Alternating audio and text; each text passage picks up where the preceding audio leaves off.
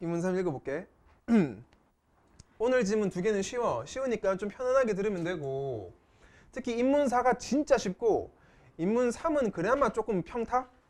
그래서 필기도 그렇게 많이 없을 거야. 인문 3은 좀 있고 인문 3은 별로 없어. 됐지? 자, 읽어봅시다. 첫째. 자, 처음. 자, 르네상스 이후 수백 년 동안 서양 미술에서는 회화를 자연을 비추는 거울에 비유하며 사실적 재현을 회화의 근본으로 간주했다 하고, 그러나 역점 나오지. 19세기에 들어로 나왔으니까 시대가 지금 대비가 되잖아. 비교할 때 르네상스 이후의 갈로를 치고 19세기의 갈로를 치면 되겠지? 이렇게 해가지고 이제 카메라가 등장하고 사진의 재현 능력이 회화를 압도하게 되면서 회화의 목적도 모사, 재현을 넘어, 모사가 이제 재현과 비슷한 말이야. 똑같이 하는 거. 인간의 시각적 경험을 표현하는 것으로 재설정되었다까지야. 자, 그럼 변화가 나오죠. 체크해보면은.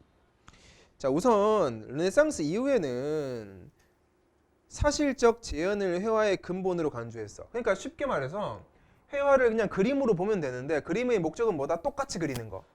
얘 똑같이 번지는 거 있지. 그게 목적이었어. 근본. 근데 19세기에 딱 들어오니까 카메라가 등장하면서 카메라는 완전 똑같이 그림이 아니라 완전 똑같이 표현을 해내지. 그러니까 굳이 그림을 쓸 필요가 없는 거지. 똑같이 내가 그리고 하고 싶으면 사진 찍어버리면 되니까. 그래서 이렇게 압도하게 되면서 회화의 목적도 변하게 됐다고. 이제 사실적 재현이 아니라, 즉 뭐 이제 재현을 넘어서 시각적 경험을 표현하는 것으로 재설정이 됐다고. 그래서 변화가 나온 거예요 지금. 뭐에서 뭘로? 사실적 재현에서 시각적 경험 표현으로. 좀 달라 이거는. 이해됐나? 인간의 시각적 경험을 통한 주관성의 표현이 간주되면서, 자, 이 말을 보자마자 내가 한 번 더 밑줄을 치는데, 이거를 보고 추론을 해보면은 르네상스 이후 시대에서는 사실적 재현이 근본이었으니까 여위에는 뭘로 적을 수 있다? 이 객관성의 표현이지. 이거는 똑같이 그리는 거니까 객관성의 표현이라고 적으면 되겠지. 근데 이제는 카메라가 등장하면서 이제 시각적 경험을 표현하다 보니까 각각 개인의 눈에 비치는 자연이 중요한 거잖아. 그래서 이제 주관성이 강조된다고. 물론 이런 내용은 없지만 눈이 나쁜 난시 근시인 사람이 보는 나무랑 눈이 막 2.0인 애가 보는 나무랑 다르게 보이잖아. 그래서 각각의 눈에 보이는 걸 그리겠다고. 이제 이해됐지? 그래서 물체 형태 재현을 중시하는 구상회화가 태색하고 한 번 더 나왔다. 재현을 중시하는 구상회화 보이나? 이 구상회화가 원래는 어디 시대 거다? 르네상스 이후 시대 거겠지. 이게 퇴색, 사라지고 추상회화가 등장한다. 추상회화가 뭐다? 주관성의 표현이 강조하는 것, 또는 시각적 경험 표현을 하는 거. 요거야. 동의 알겠지 얘들아? 이렇게 체크해두면 된다. 문제 풀 때 얘들 두 개의 단어 쓸 때 이게 누구 거고 이게 누구 건지 알면 돼. 자, 모더니즘 예술로 분류되는 20에서 30년대 초현실주의, 50년대 팝아트 역시 실물과 똑같게 그리는 정교한 기법의 구상회화를 극복해 낸, 일로 와봐라. 이거 봐봐라. 인사해라. 자, 이제 들어가라. 좋았어. 극복해낸 실천적 미술운동으로 평가되며 각광을 받았다 적혀있어. 뭐가? 여기 나오는 초현실주의 팝아트도 구상회화를 극복해낸 미술운동이네. 구상회화를 극복해냈으니까 초현실주의와 팝아트는 추상회화 쪽이겠지? 추상회화 쪽이야 얘들은. 그 다음, 그러나 이러한 변화의 추세에도 정작 회화를 감상하는 대중은 이해하기 어려운 추상회화나 모더니즘 예술보다, 여기서 말하는 모더니즘 예술 얘들 둘 말하는 거야. 이거 요런 것보다 정교하게 대상을 묘사해내는 구상회화를 선호하는 경향이 강했다. 우리도 지금 마찬가지잖아. 우리가 알 수도 없는 이상한 막 모양, 도형을 쓰는 그림보다는 그냥 사람 똑같이 그리는 걸 더 예쁘게 보잖아. 멋있다고. 그러니까 대중한테는 이 추상회화가 안 먹히는 거지. 아직까지는 예술가도 아닌데.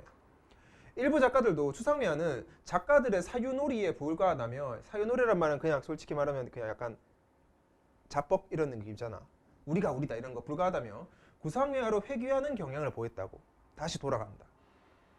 1960년대 후반에 등장한 포토리얼리즘이라 적혀야 돼. 원래 리얼리즘은 사진을 바탕으로 대상을 사실적으로 표현해내고자 하는 예술 경향으로 구상회화에 대한 보이지. 이번에는 지향이야. 지향. 간다고. 지양이 아니야. 지향을 보여준다까지야. 됐지? 자, 체크해볼게 이제 다시. 그러나 하면서 대중은 추상회화나 모더니즘 예술보다는 구상회화를 선호한다고 아직까지. 예술가들이야 추상회화를 쓰지만은 대중들은 여전히 똑같이 표현해주는 사실적 재현해주는 구상회화야. 일부 작가들도 뭐야 구상회화로 다시 돌아가지 이제 추상회화가 아니라. 그 다음 그래서 포토리얼리즘이 나오지. 1960년대 후반에. 얘들은 사실적 표현을 하는 애들로서 구상회화에 대한 지향을 보여주는 이러한 예술 갈래야. 그러면 1단락 마지막 문장이 포토리얼리즘에 대한 문장이었으니까 2단락도 얘에 대해서 나오겠지. 그래서 글의 큰 주제는 포토리얼리즘이라 보면 되고 1단락에서 다시 한번 강조한다. 같은 편의 단어를 이어놔야 돼. 알겠지? 뭐뭐뭐 구상회화, 재현, 포토리얼리즘, 객관성 다 같은 말이야. 맞지? 다 같은 편이야. 그 다음 반대편에 있는 거 추상회화, 시각적 경험, 주관성 표현, 모더니즘 예술 요거 4개 있지? 요거 다 추상회화 거야 지금 이거. 그래서 이 2개의 개념이 대비되고 있는 게 1단락이었어. 이 정도 대비했으니까는 문제 나오면 맞출 수 있어야 된다. 바로 넘어간다. 2단락. 자, 포토리얼리즘은 그 이름에서 알 수 있듯이 사진과 밀접한 관련을 가진다. 왜? 대상을 재현하는 게 목적이니까. 인상주의자 모네가 나는 눈일 뿐이다 라고 말했던 것처럼 많은 예술가들이 인간의 눈에 의존하여 작품을 완성한 데 반해 비교 포토리얼리스트들은 카메라의 눈에 의존하여 작품을 완성하였다 까지야. 차이점 밑줄 쳐볼게. 모네는 인간의 눈에 의존하여 작품을 완성한 데 반해 포토리얼리스트들은 카메라의 눈에 의존하여 완성했다고.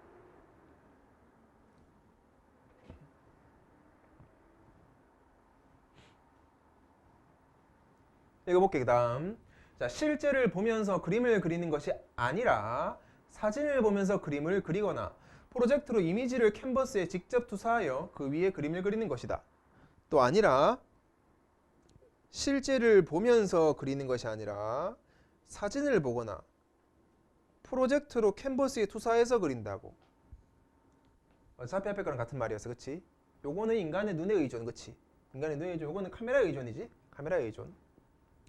포토리얼리스트들은 클로즈업이라는 사진 기법을 적극적으로 활용하기도 했는데 이를 통해 일상에서 주목하지 않았던 물체의 특성을 탐구하도록 하고 일상적이고 평범한 소재에 특별한 의미를 부여할 수 있게 하였다까지제. 그래서 뭐 덕분에 이게 됐어? 뭐 덕분에? 뭐? 빨리 말해봐라. 이거 평범한 소재에 특별한 의미 부여를 할 수 있는 게 뭐 덕분이야? 그래, 클로즈업. 저거 덕분에. 됐지? 체크해라. 그래서 빨리빨리 파악해라. 클로즈업 이거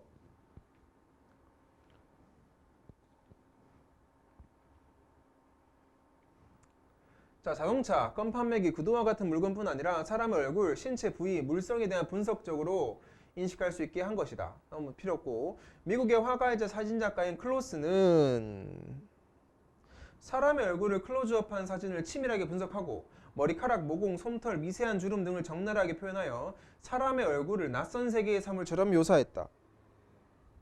그는 사람의 얼굴을 클로즈업하여 그린 그림을 초상화가 아니라 머리라고 부르고 사진은 한편의 시처럼 신비로움을 자극한다고 말하기도 했다까지야. 됐지? 이게 학자 클로스에 대한 정보들이지. 됐나? 홍정아 듣고 있나? 넘어간다. 그래서 지금 내가 읽은 이 단락은 누구랑 대비시켰냐 물어보면은 눈과 카메라를 대비시키는 거야. 쉽게 말하면 모네와 포토리얼리스트를 대비하는 지문이라 생각을 하면 돼. 됐지? 눈에 의존할래? 카메라에 보이는 사물을 의존할래? 이거지.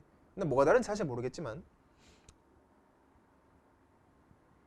자, 포토리얼리스트들은 사진을 이용해 그리는 그림이 과연 예술 작품이냐는 반문에 대해 리얼리즘의 완성은 인간의 몫이라는 답을 내놓았다. 화가가 사진을 참조한다 할지라도 회화의 선, 공간, 움직임 등에 대한 분석과 표현은 화가의 경험에서 나오는 것이며 화가의 창조적 능력에 좌우된다는 것이다. 까지 끊고. 자, 여기까지 읽고 얘들아, 이게 실제 우리 모의고사 지문이었으면 떠올라야 되는 키워드가 보여야 돼, 얘들아. 나는 이 세 줄 정도를 읽으면서 어떤 단어가 떠오르냐면 우리 일달락에 썼던 단어, 그러니까 주관성이라는 단어가 떠올랐어. 주관적. 느낌 와야 돼. 이거 객관적이 아니지. 주관적이라는 단어가 떠올랐단 말이야. 그래서 체크해보면, 자, 리얼리즘의 완성은 인간의 몫이다. 이유가 뭐냐면 밑에 나오잖아. 사진을 참조한다고 할지라도 역접. 이거기 때문에. 그래서 이건 뭐다? 예술작품이 맞다. 그래서 아무리 사진을 이용한다고 해도 거기에는 뭐가 담겨있다? 작가의 주관성, 예술성이 담겨있기 때문에 이거는 예술작품이 맞다라고 이제 대답을 한 거지. 리얼리즘 애들이, 리얼리스트가. 그 다음, 실제로 리얼리스트 블랙웰은 나는 사진기가 아니다 라고 말하였고, 에스테스는 그림을 그릴 때 가보지 않은 장소를 찍은 사진은 결코 이용하지 않는다 라고 말하기도 하였다. 여기 지금 미음 쳐져 있지? 요 말한 이유는 알겠지? 내가 가본 장소만 이용하는 이유가 뭐야? 내가 안 가봤으면 거기에 대한 주관성이 없잖아. 지금 내가 거기에 대한 인상이 없다는 말이야. 그래서 꼭 내가 가본 곳만 그린다고. 실제로 포토리얼리스트들은 현실을 있는 그대로 모사하지 않고 변형을 가하여 현실을 재구성한 작품을 완성했다. 중요한 말이지? 체크해볼게. 있는 그대로 모사하지 않고, 즉 구상묘화랑 좀 달라 얘들아. 구상묘화는 뭐야? 진짜 레알 똑같이 그려야 되지. 포토리얼리스트들은 그대로 모사하는 게 아니라 그 뒤에 변형을 가하여 현실을 재구성한 작품을 완성했다고. 그러니까 이 말은 즉슨 창조적 능력에 의해 좌우된다는 말이 이제 말이 되잖아 이제. 그래서 에스테스는 뭐라 그러냐? 전통의 화의 리얼리즘에서 추구하였던 원근법을 활용하지만 각도를 달리 찍은 여러 장의 사진을 동시에 참조하여 다시점적인 요소를 가미함으로써 회화의 비현실적인 세상을 표현해냈다. 보이지? 그래서 두 가지를 합한 거지. 원래 전통 리얼리즘에 추가했던 원근법 활용하지만 이거를 가미함으로써 비현실적 세상을 표현해냈다. 다시점적 요소 가미. 쉽게 말하면 뭐다? 이건 예시니까 앞에 쉬운 말로 바꿔보자. 원근법을 활용하긴 하지만 있는 그대로 묘사하는 게 아니라 변형을 가하지. 변형을 가해서 현실을 재구성해냈다고. 어떻게? 비현실적 세상으로. 됐나? 그래서 같은 말이야. 인간의 시야로 한눈에 파악할 수 없는 장면까지 한화 폭에 담아내어 평범한 일상을 새롭고 특별한 장면으로 인식할 수 있게 한 것이다. 이거. 됐지? 넘어갈게. 자, 포토리얼리스트들은 카메라나 프로젝터 같은 기술 장비를 회화에 도입하였지만 역적. 그들이 과학기술 문명이나 현대산업사회를 찬미하려고 했던 건 아니라고. 그러니까 기계는 많이 쓰지만 현대사회를 찬양하려 한 건 아니다. 그들은 포토리얼리즘 작품을 통해 도시의 모습을 조명하면서 문명화된 사회 속을 살아가는 평범한 인간의 모습을 표현하고자 했다. 뭐 이제 목적 자체가 이거야.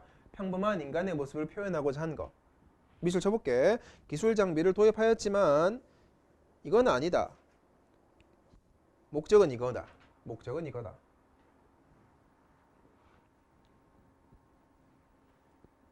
포토리얼리스트들은 도시와 사람들의 모습을 정치, 사회적 차원에서 접근하지 않고 사회와 사람들의 일상적 모습에 관심을 두었다. 한 번 더 계속 강조하지. 그러니까 중요하다는 말이야. 지금 강조하는 거는 비문학에서. 다시 한번 체크해볼게. 정치, 사회적 차원이 아니라 자꾸 일상적 모습이래. 일상적 모습. 특별한 모습이 아니라. 대중이라는 이름으로 살아가는 평범한 사람들의 일상에 주목하여 그들을 주인공으로 삼은 것인데, 포토리얼리즘에 의해 일상적인 순간과 장면들이 기념비적 성격을 지니게 된다고 평가하는 것은 이 때문이다. 한 번 더 말하지. 뭐 덕분에? 일상적 순간과 장면들이 기념비적 성격을 지니게 된다고. 이거는 바로 전달락이 나왔던 거 아나? 똑같은 말 나왔던 거 아나? 바로 전달락에. 이거 어디 있어? 아까 그 솜털 나오는 거. 인간 솜털. 여기 있네. 이거 봐봐라. 사람의 얼굴을 일상적인 걸 말이야 낯선 세계의 사물처럼 묘사했다. 보이지? 이거 말이야. 이거 일상적인 거를 비일상적인 걸로 표현해 주잖아 지금. 이거 됐지? 기념비적인 거. 여기서 기념비적인 성격을 지니게 된다는 것은 기록으로서 오래도록 현존하게 된다는 것이다. 즉 포토리얼리즘은 사실적이면서도 왜? 사진기를 쓰니까. 그치? 비현실적인 방식. 왜 비현실적이다? 예술가가 변형을 가미하지. 그런 방식으로 일상을 정지된 시간 속에서 영원히 현존하게 함으로써 평범한 삶이 지니는 가치를 인식하게 하고 있다. 평범함에서 뭐다? 독특함을 뽑아내는 거지. 미술 쳐볼게. 그래서 사실적, 비현실적인데 이런 의의가 있다 하면서 끝이 난다. 어렵지 않았지 얘들아? 어렵지 않았지? 여기까지. 자, 그러면은 노트에 한번 정리를 해보자 얘들아. 노트 요거는 좀 정리할 게 꽤 있어. 정교회장이면 정교회장답게 좀 해라.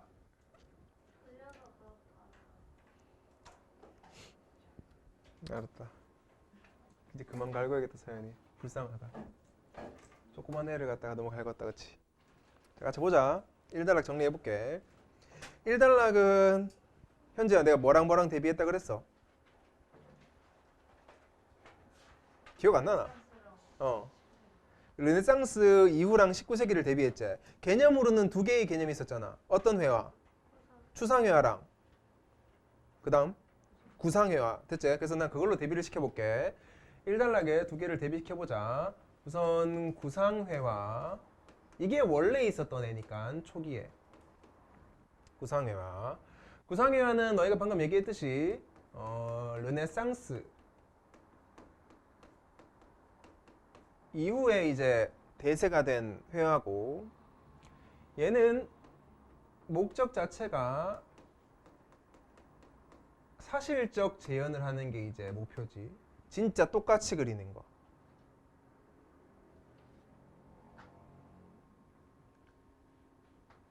한 개 더 말하자 얘들아. 자, 요 사실적 재현과 같은 말 내가 쭉 불러줬었지. 기억나는 거 한번 불러볼래? 사실적 재현과 같은 말 뭐게? 객관성. 또 더 있잖아. 더 있잖아. 빨리 말해라. 재호 얘기 안 할래? 구성이가 적었잖아 내가. 뭐? 모더니즘 예술? 그건 아니지 않나? 그건 반대말인데 지금. 요거만 적을까 그냥? 객관성 있다고. 객관성. 그 다음에는 대비되는 추상회화. 추상회화는 19세기고 얘는 시각적 경험을 표현하고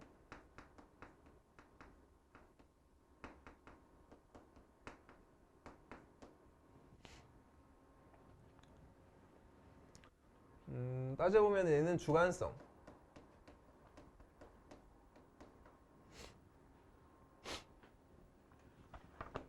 그래서 여기에 포함되는 게 뭐 팝아트라든지 초현실주의라는 이제 방금 서연이가 얘기한 모더니즘 예술 갈래들이 여기에 추상회화에 포함되는 애들이지. 그치? 근데 참 이렇게 바뀌면 좋겠지만은 대중들은 선호가 좀 다르지. 선호도가. 대중들은 얘를 훨씬 더 선호하지. 그래서 얘가 대중의 선호를 받는 거지. 구상회화가. 추상회화는 조금 이제 대중들이 싫어하고. 그래서 2단락 가보자. 그래서 이제 여기에서 뽑아 나온 게 뭐냐면은 대중의 선호에서 나온 게 뭐냐면은 여기서 이제 이렇게 이어지는데 이게 포토리얼리즘이지. 이게 그렇지? 이게 포토리얼리즘이지. 그래서 포토리얼리즘이라는 애가 나오게 된다. 구상회화 쪽이긴 해. 근데 구상회화랑 완전 똑같은 건 아니야. 그치? 조금 다르게 비슷하지. 왜? 작가의 창의력이 들어가 주니까 얘는. 그치? 얘는 인간의 눈으로 보지 않는다. 인간의 눈으로 사물을 보지 않고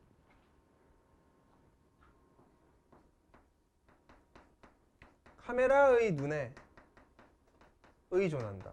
카메라를 통해 세상을 보는 거지. 이게 좀 이득이긴 해. 클로즈업을 할 수 있잖아. 우리 눈은 멀리 있는 걸 크게 못 보는데. 그래서 여기서 말하는 인간의 눈은 실제로 본다는 말인데, 실제로 보는 게 아니라고. 사진을 보고 그림을 그리는 거지. 그래서 여기에서 나온 대표적인 기법이 클로즈업이야.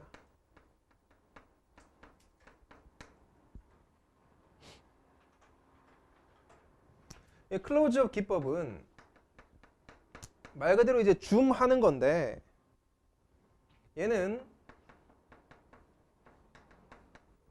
인간의 뭐 살, 눈, 코 이런 평범한 소재에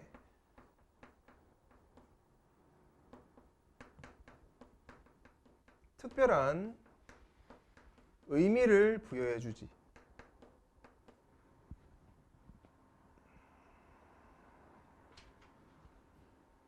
다른 말로 이거를 갖다가 일상을 낯설게 표현한다고 말을 해. 일상적인 것을 굉장히 낯설게 표현한다. 이게 클로즈업 기법이다. 됐지? 그 다음 오른쪽 넘어가자. 넘어가서 3단락 세 번째. 그래서 이제 많은 예술가들이 포토리얼리즘을 갖다가 저거는 예술이 아니다라고 비판을 했었잖아. 그래서 근데 그럼에도 불구하고 우리는 예술이다라고 이제 반박을 하지. 그거에 관한 단락이었어. 그래서 주제를 그냥 이렇게 적을게. 포토리얼리즘의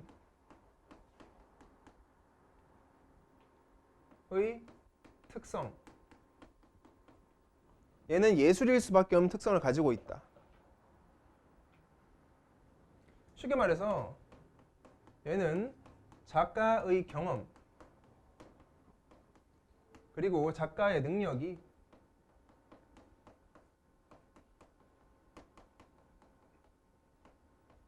작품에 반영되기 때문에 사진과는 좀 다르다는 거야. 사진과는 좀 달라. 그래서 여기에서 나온 학자들이 뭐 블랙웰 그리고 에스테스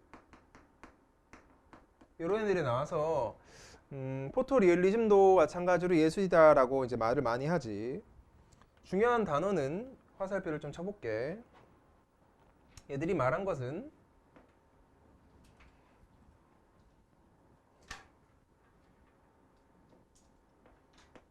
모사하거나 재현하는 것이 아니다.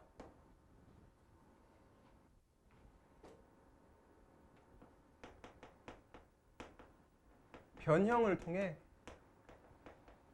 우리는 현실을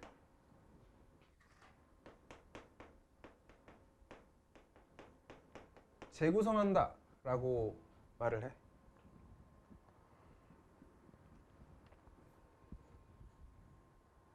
그치?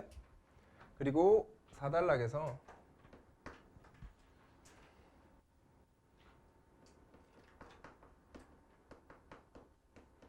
포토리얼리즘의 의의에 관해서 나오지. 어떤 의의가 있냐?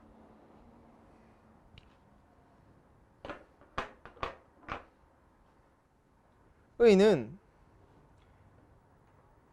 이렇게 세 가지로 적어볼게.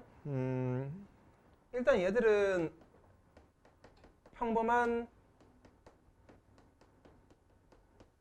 인간의 모습을 표현했어.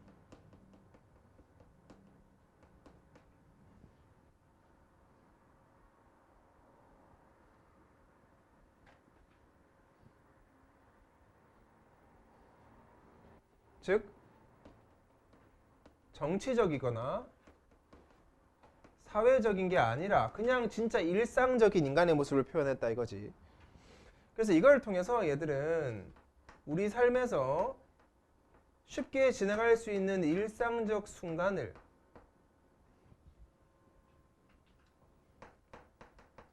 기념비적인 성격을 지닌 순간으로 만들어준다. 뭘 통해? 사실적이지만 비현실적인 방식으로.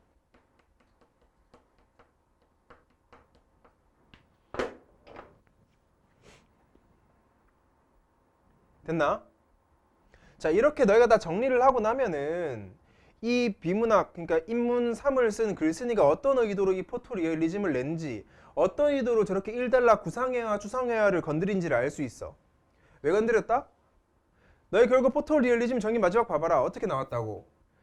진짜 사실적으로 표현하지만 있는 그대로 모사한 건 아니고 작가에 뭐가 들어가 있어? 변형, 창의성, 능력이 들어가지. 그러니까 결국 포토리얼리즘이라는 갈래는 앞에서 배웠던 구상회화랑 추상회화를 좀 짬뽕시켜 놓은 거라 생각을 하면 돼. 이게 대비되고 있었던 두 가지의 회화의 흐름을 하나로 묶어준 거지 약간. 그래서 결론은 이렇게 나는 거야 지금 이게. 됐지? 두 가지 성격이 다 가지고 있다 해서. 1번 문제 보자. 자, 윗글의 이해하네요로 가장 적절한 것 해보자. 이 적절한 것. 답이 4번이었어. 너무 맞지 않나? 평범한 사람들의 일상에 주목해서 일상을 기념비적인 성격으로 승화시킨 것으로 평가된다 해서 의의까지 말해주제. 그래서 나머지 거 한번 볼게요. 왜 틀렸는지. 팝아트는 대상 제한을 중시하는 회화의 경향을 극복하고자 하는 까지는 괜찮아. 근데 구상회화가 아니야. 얘는 추상회화의 한 부류야. 팝아트는. 모더니즘 예술이잖아. 그러니까 추상회화로 바꿔야 되고. 2번은 포토리얼리스트들은 인상주의자들이 인간의 상상력에 의존하여 작품을 창작한다는 점을 비판했다 적혀 있는데 포토리얼리스트는 누굴 비판한 적이 없지. 오히려 비판을 당하는 입장이잖아 지금. 얘들한테 얘가 비판을 당하려면 당해야지. 3번에 정치적 활동을 위에부터 틀렸지. 정치랑 문화는 신경 안 쓰잖아. 우리 필기까지 해놨지. 그래서 요거는 3번은 그래서 틀렸고. 5번 작가들이 개인적 경험 정서를 반영하여 작품을 구상하는 것에 대해 부정적 태도가 아니라 긍정적 태도겠지? 맞지? 오히려 작가의 개성을 드러내게 하는 거고. 2번 문제 기획에서 미음에 대한 내용이야. 아까 내가 미음 체크해줬지? 그래서 사전에 다룰 수 있는 대상이 제한적이라는 것을 말하는 것이다. 이런 말은 아예 없었어. 3번 보기 한번 읽어보자. 자, 보드리아르는 여기에서 체크해라. 실제와 똑같이 그려진 회화는 시뮬라르크라고 했다. 시뮬라크르 요거. 시뮬라크르는 파생실제라고도 불리는데 실제와 구별되지 않을 정도의 사실성, 즉 하이퍼 리얼리티를 가진다. 완전 똑같은 거. 이때 실제가 파생실제로 전환되는 작업을 시뮬라시옹이라고 한대. 시뮬라크르의 개념을 처음 제시한 사람은 플라톤인데 시뮬라크르를 실제하지 않는 것, 가상의 것으로 보았다. 왜? 실제를 본뜬 것뿐이거든.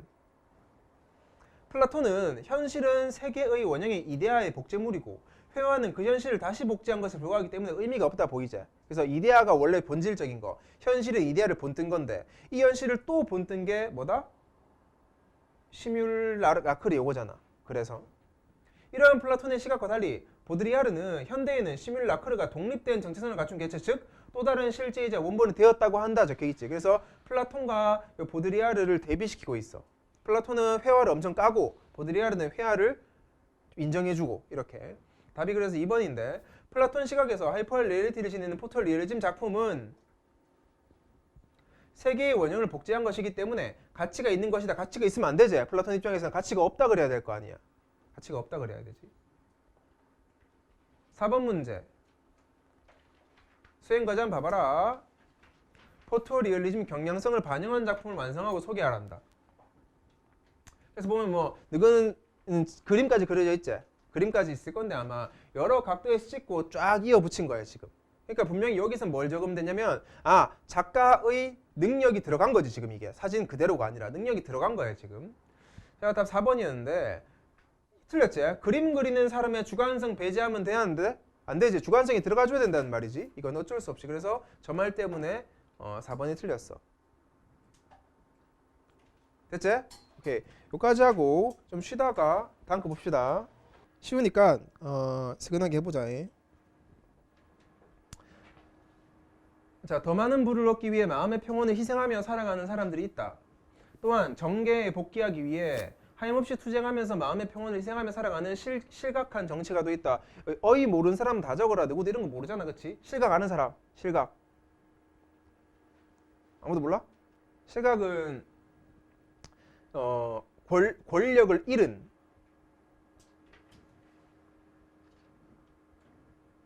여기 정계도 정치계야. 정치계 알겠지? 정치계에 복귀하기 위해서 실각한 정치가도 있다 이거야. 원래 이것도 알아야 되는 건데 어휘는. 그 다음 애덤 스미스에 따르면 이들은 모두 마음의 평온을 유지하기 위해 무엇이 필요한지 모르기 때문에 부와 지위를 지나치게 추구하고 있는 것이다. 마음의 평온을 위해서는 건강하고 빚이 없고 양심에 거리낌이 없어야 한다. 이러한 상태에 있다면 추가되는 어떤 재산도 쓸데없는 것이다. 건강을 유지하고 빚을 질 필요가 없으며 양심의 가책을 느낄 만한 행위를 저지르지 않아도 될 만큼의 수입이 필요할 뿐이다. 적혀있지? 그래서 여기 마킹 좀 할게 얘들아. 일단 애덤 스미스라는 학자가 나와서 얘 중심으로 글이 전개된다고 생각을 하면 되고, 그 밑에 중요한 단어가 좀 나오는데 마음의 평온을 유지, 다시 마음의 평온을 다시 아니 이게 이상하게 안 나와. 보자. 마음의 평온을 유지. 그만 웃어라. 새끼. 여기 한 개. 그 다음 그 밑에 여기서부터 이만큼의 수입이 필요할 뿐. 여기에서 나오는 수입이 밑에서 나오는 이제 단어랑 이어놓을 거거든. 그래서 애덤 스미스에 따르면 어떤 걸 말하고 싶냐면은 마음의 평온을 유지할 만큼의 수입만 있으면 된다야. 알겠지? 그만큼의 수입만 있으면 된다. 뭐 현실은 안 그렇더라도. 그래서 읽어볼게. 이단락 애덤 스미스는 그 사회에서 기본적인 생활을 유지하는 데 필요한 최소한의 수입, 즉 나오제. 이 단어 잘 봐놔라. 최저 수준의 부를 얻을 수 없는 경우 사람은 비참한 상황에 빠진다. 그래서 여기서 말하는 최저 수준의 수입이 바로 여기 위에 내가 갈로 쳐놓은 거야. 건강을 유지할 수 있고 빚도 안 져도 되고 양심의 가책을 느낄 만한 행위를 저지르지 않아도 될 만큼의 수입이 있지. 이게 최저 수준이야. 최저 수준. 이 정도는 있어야 사람이 살아간다는 거야. 불편한 생활을 해야 되기 때문이다. 그뿐만 아니라 세상은 그러한 상태에 있는 사람들의 슬픔과 괴로움에 동감하지 않으며 그들을 경멸하고 무시함으로 빈곤 상태에 있는 사람들을 한층 더 괴롭게 만든다. 보이지? 그러니까 이 세상이 아름다운 게 아니라 굉장히 이기적이다. 이거 있지. 애덤 스미스는 보이지 않는 손 아니야. 그래서 이제 굉장히 이기적인 인간들밖에 없다라고 생각을 한 거지. 그래서 접속사 무로의 세모를 쳐놓고 함으로 그들을 경멸 무시함으로 한층 더 괴로워진다 이거야. 자신이 세상으로부터 경멸과 무시를 받고 있다는 생각은 인간의 희망을 꺾고 마음의 평온을 어지럽힌다. 그래서 무감각하지 않는 한 또는 사회와의 관계를 완전히 차단하지 않는 한 그들은 자존심의 상처를 입으며 살아가야 된다. 누구는? 최저 수준의 수입을 벌지 못하는 사람은 이런 취급을 당하면서 살아야 된다고. 이해됐지? 그래서 뭐 최저 생계비라고 있잖아. 맞지? 국가에서 보조금 주는 거. 그 정도가 필요하다는 거지 사실은. 계속 읽어볼게. 애덤 스미스는 지혜로운 사람과 연약한 사람을 구분을 해서 부와 행복의 관계를 설명했다. 다음 그림을 살펴보자 해서 기역이고 이 그림에서 가로축은 부의 크기 요고 세로축은 행복의 크기를 나타낸다. 이때 점 C에 대응하는 여기 보이제 부의 수준은 그 사회에서 보이제 건강, 빚도 없고 양심이 없는 상태로 생활할 수 있는 체크해라. 최저 수준이 바로 요 C야. C는 최저 수준을 나타내며 A부터 B까지는 부의 크기가 최저 수준 점 C에 미치지 못하는 구간이다. 여기에 꺾은 선 그래프 A, B, C, D 보이제?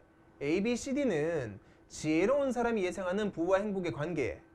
꺾은 선 그래프 A, B, C, E는 연약한 사람이 생각하는 부와 행복의 관계에 해당한다고 적혀있지? 중요한 말이지. 분류를 시켰으니까 동그라미 쳐볼게. 지혜로운 사람과 연약한 사람은 요렇게로 나뉘어.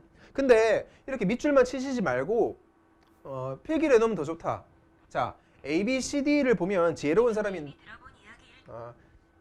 지혜로운 사람인데 얘 같은 경우에는 최저 수준의 부만 만족을 한다면은 그 이후로 돈을 더 번다 하더라도 행복의 크기는 커지지 않지. 왜? 최저만 필요하지 그 이상은 돈 벌어봤자 행복에 영향을 주지 못한다는 거야. 근데 일반적인 모든 어리석은 사람, 즉 연약한 사람들은 돈을 벌면 벌수록 행복해진다고 생각을 한다고. 그래서 A, B, C까지는 지혜로운 사람이나 연약한 사람이나 똑같은데 이 C부터 나아가는 게 지금 두 개의 차이가 있어. 이해됐지? 이제 여기까지 이해하면 돼. 사실 뭐 실제로 우리가 봤을 때는 돈이 많으면 많을수록 행복해지는 거 맞잖아. 근데 애덤 스미스가 보기에는 아닌 거지. 이게 몇 억인지는 모르겠어, 우리 기준으로는. 넘어가 볼게.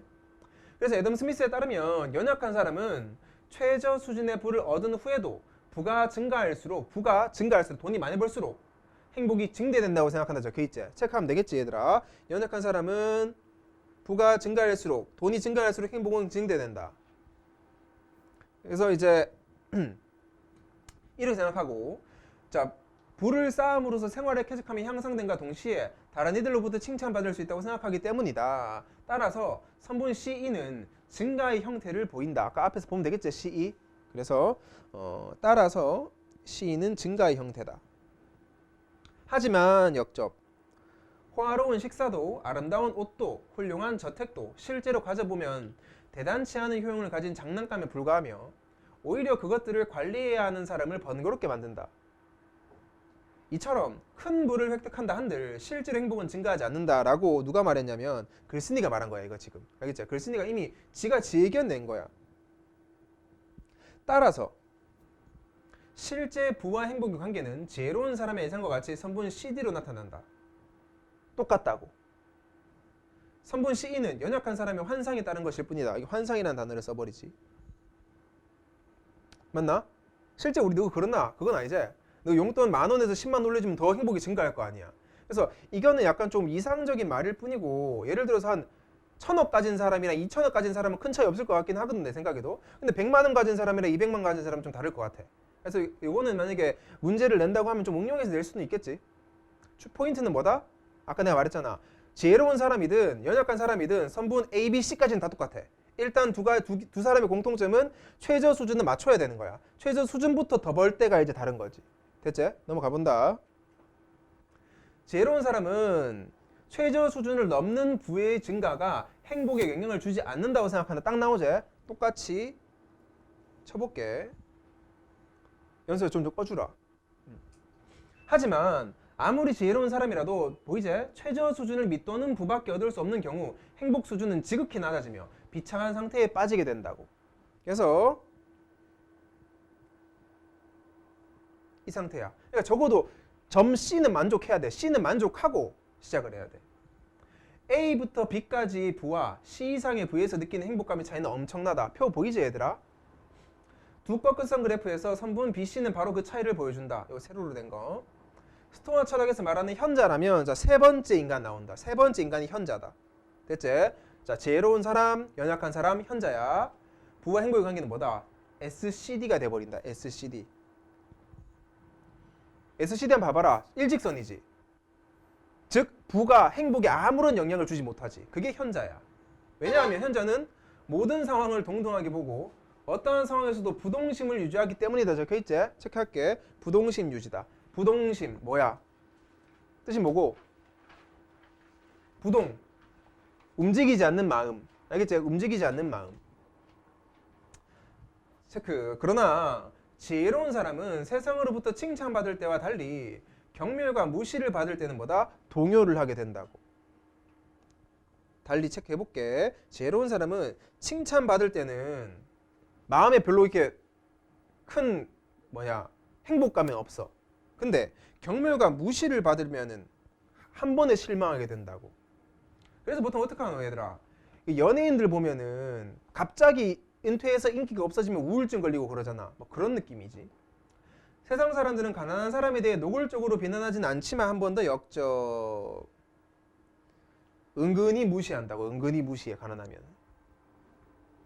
연약한 사람과 마찬가지로 지혜로운 사람에게도 빈곤하다는 이유로 세상으로부터 경멸과 무시를 받는 것은 고통스럽다. 어찌됐든 공통점이 뭐다? 마찬가지로 나는 별표를 칠 거거든? 요거는 이제 빅문학 글읽기 팁이제. 지금까지 처음부터 이까지의 글 전개 방식은 연약한 사람과 지혜로운 사람을 대비하면서 전개했잖아.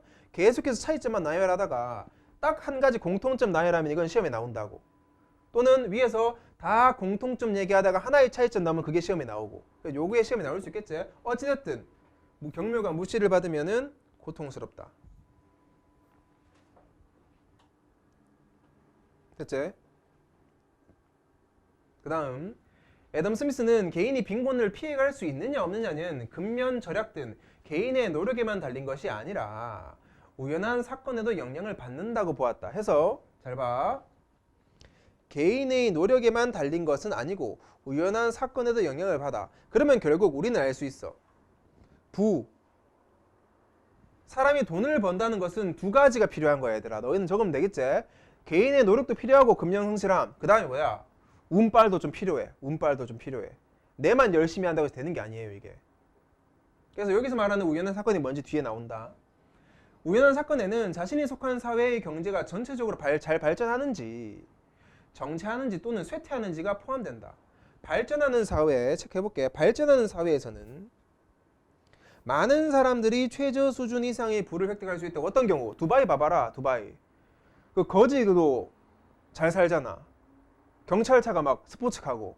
그러니까 잘 사는 국가에서는 많은 사람들이 대부분은 뭐다? 최저 수준 이상을 벌고 있다고. 또한 부의 최저 수준 자체가 상승하는 경향을 띈다. 거꾸로 경제가 쇠퇴하는 사회 보이제 에서는 실업이 증가하고 최저 수준의 부를 획득하지 못한 사람의 수가 늘어날 것이다. 어디에? 아프리카 같은 데 봐봐라.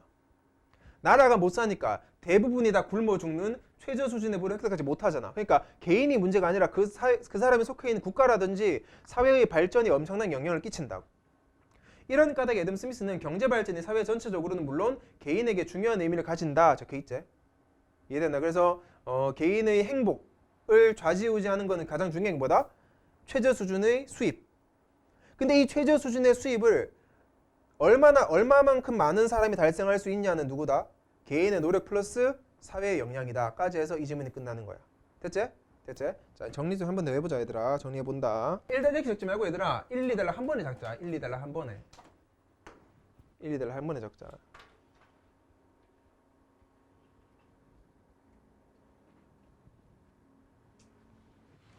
자, 1, 2달러에서는 뭐가 나오냐? 애덤 스미스가 나오지. 애덤 스미스가 나와서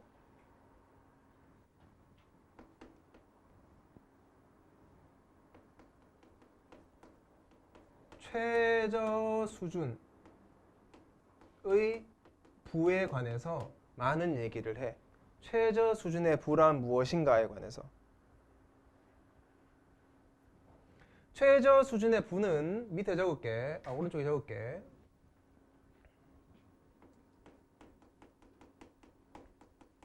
기본적 생활에 필요한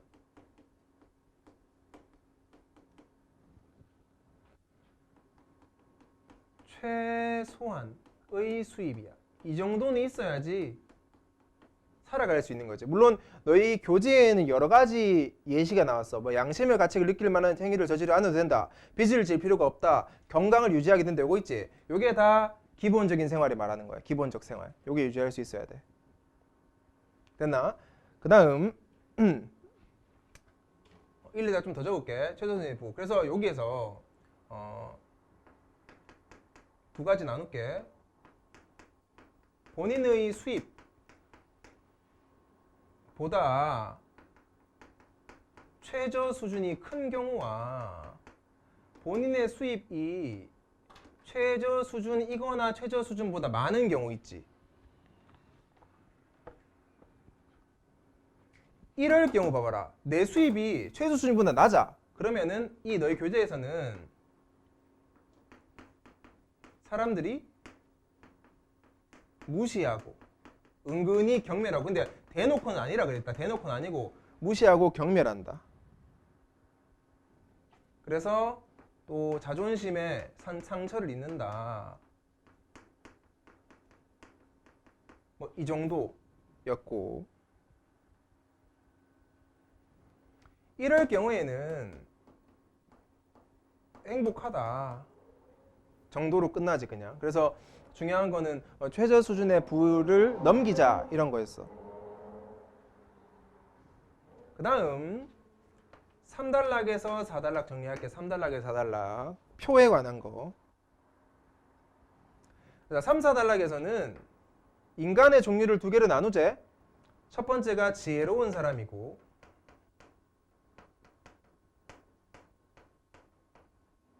그 다음에 연약한 사람.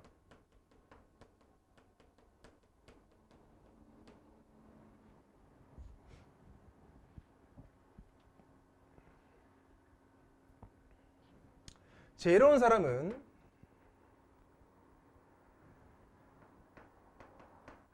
최저 수준의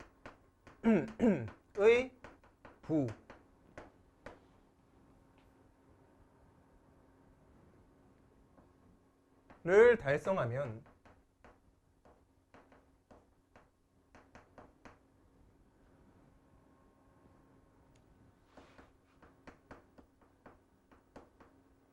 추가적 부는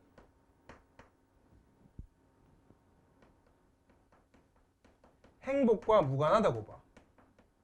그러니까 최저 수준만 달성하고 나면은 그 이후로 버는 더 많은 돈은 내 행복에 관여를 하지 않는다는 거고, 연약한 사람은 최저 수준의 부를 달성해도 추가적 부는 행복을 증대시킨다라고 봐. 그러니까 돈은 벌면 벌수록, 많으면 많을수록 행복하다라는 이런 입장이지.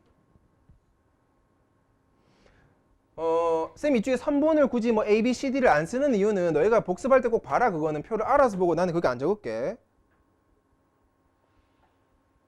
하나만 더 적게 얘들아.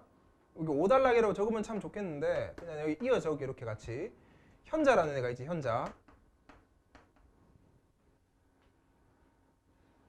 너가 맨날 쓰는 현타 온다 할 때 현타가 바로 여기 말하는 현자야. 현자. 왜 현타인지 알겠지? 부동심을 가지기 때문에.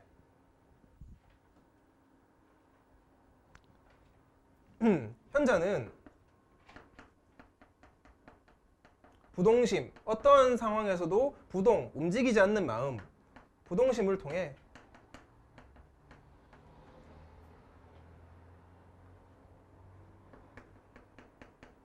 부와 관련 없이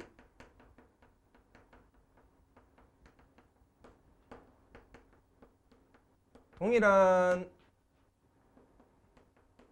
행복을 느끼는 애야.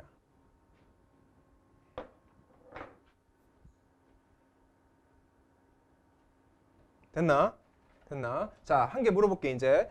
여기서 내가 정리를 하고 좀 다른 색 펜으로 뭘 하고 싶냐면은 그나마 이 지문에서 문제를 내고 싶다면은 그나마 어렵게 낼 수 있는 게 이 부분이야. 어떻게 내냐? 얘들의 공통점 차이점. 얘들과 얘의 공통점 차이점을 체크를 해주면 돼. 됐지? 얘 같은 경우에 지혜로운 사람 같은 경우에도 어디 구간에서는 최저 수준 이하에서는 고통받지. 그래서 얘들 둘은 최저 수준 이하에서는 불행하다는 것은 공통점이야. 어차피 둘 다 불행하다. 얘는 최저 수준이라는 것 자체가 존재하지 않아. 자체가 존재 안 해. 왜? 어차피 돈을 빵원이든 100만 원이든 1억이든 얘는 다 똑같을 거거든. 그러면 이제 영원히 고통받지 않고 행복한 놈은 현자야. 됐지? 6단락 정리할게. 6단락 마지막 단락이다.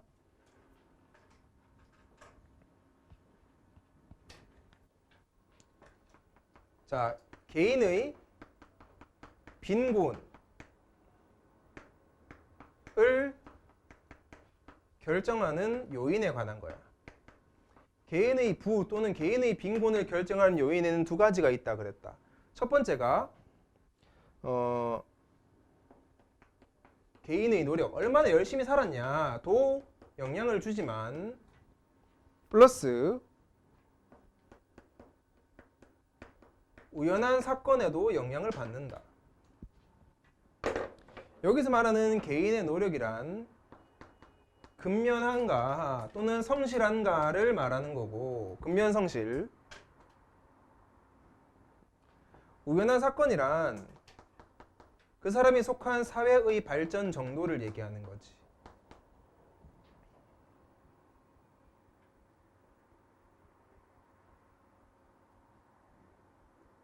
그래서 이 사회의 발전에는 두 개가 있었지.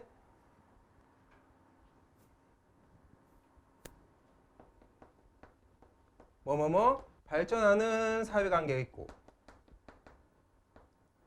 반면에 쇠퇴하는 사회가 있지. 이랬을 경우에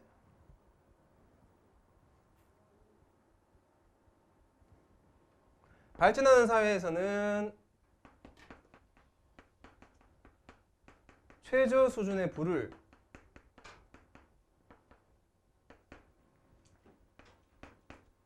획득할 확률이 많아지고, 이 경우는 최저 수준의 부를 획득할 확률이 적어지는 거지. 그렇기 때문에 잘 사는 국가, 두바이 같은 데서는 거지가 별로 없고, 그치? 못 사는 국가, 아프리카 같은 데서는 상대적으로 빈곤 계층이 꽤 많은 거야. 그래서 이거에 관해서 말한 게 애덤 스미스였고, 정리는 끝이 될까지. 제일 쉬웠지? 우리 한 것 중에.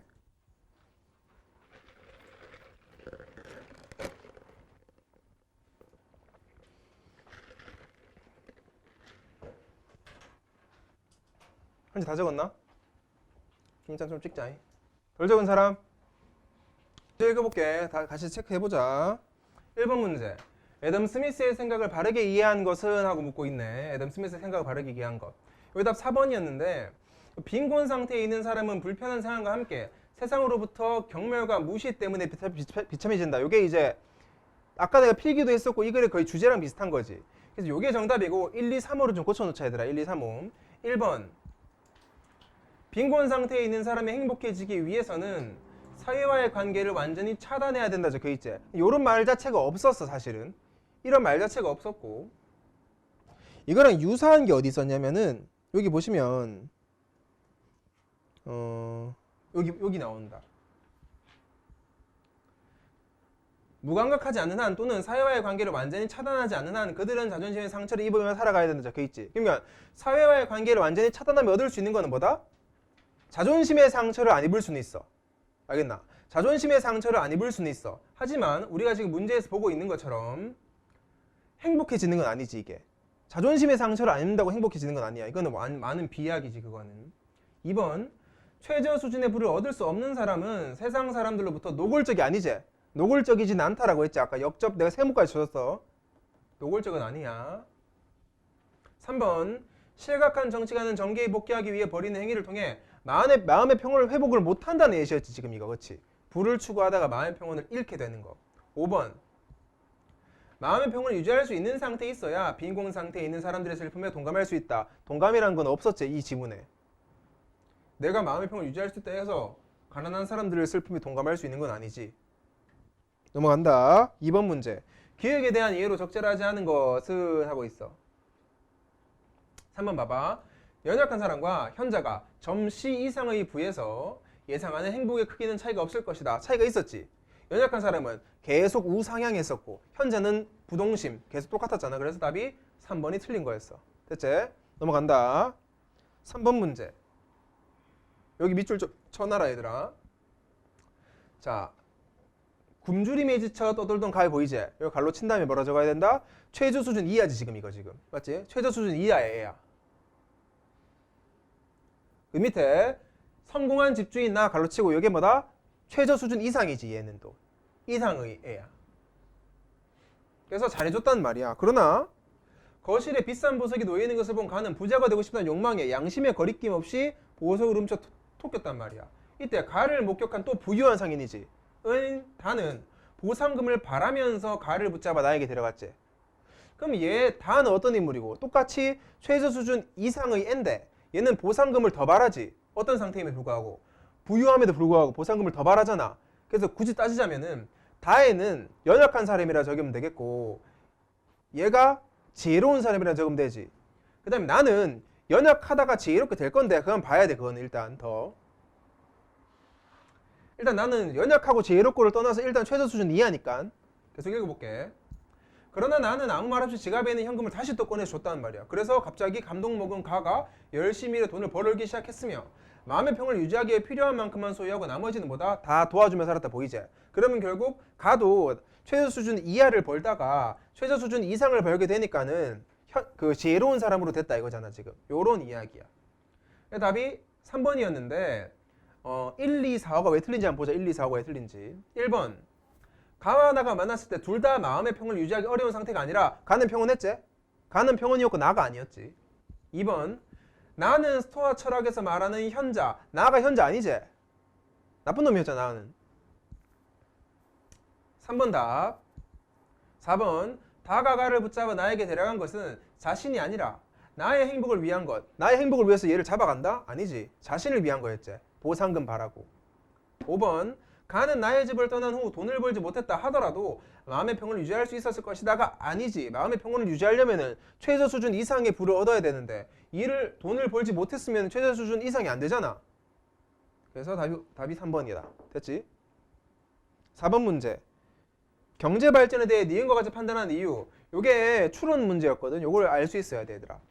왜 뭐다? 왜 경제 발전에 대해 니은과 같은 판단을 하냐 이거지.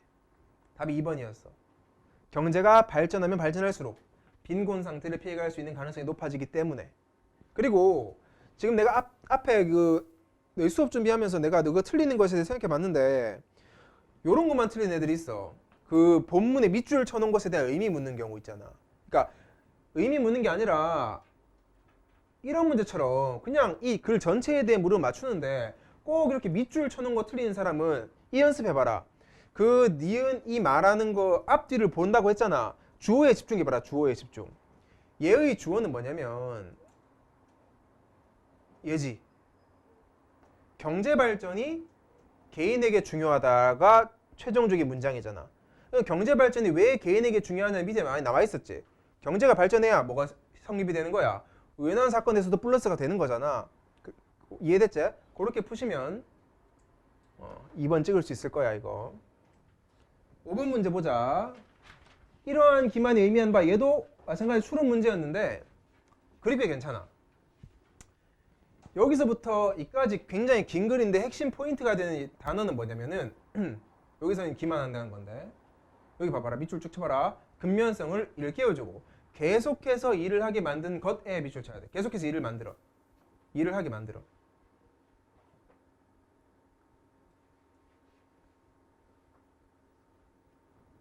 됐지? 그 다음 그 덕분에 여기서부터 이까지 지구가 전체적으로 발전하게 되었다는 거잖아.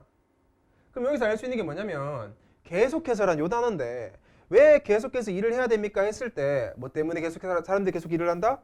돈을 벌면 벌수록 행복해진다고 믿기 때문에 계속해서 일을 하는 거야. 만약에 모든 이 지구상의 인류가 지혜로운 사람이었다면 사회가 이렇게 발전 안 했다고. 왜? 나는 최저 수준 100만 원 정도만 벌면은 행복할 거고 앞으로도 행복 계속 될 거니까 사람 누가 직업을 가져? 알바하면 되지 그냥. 이해됐지? 그래서 답이 5번이야.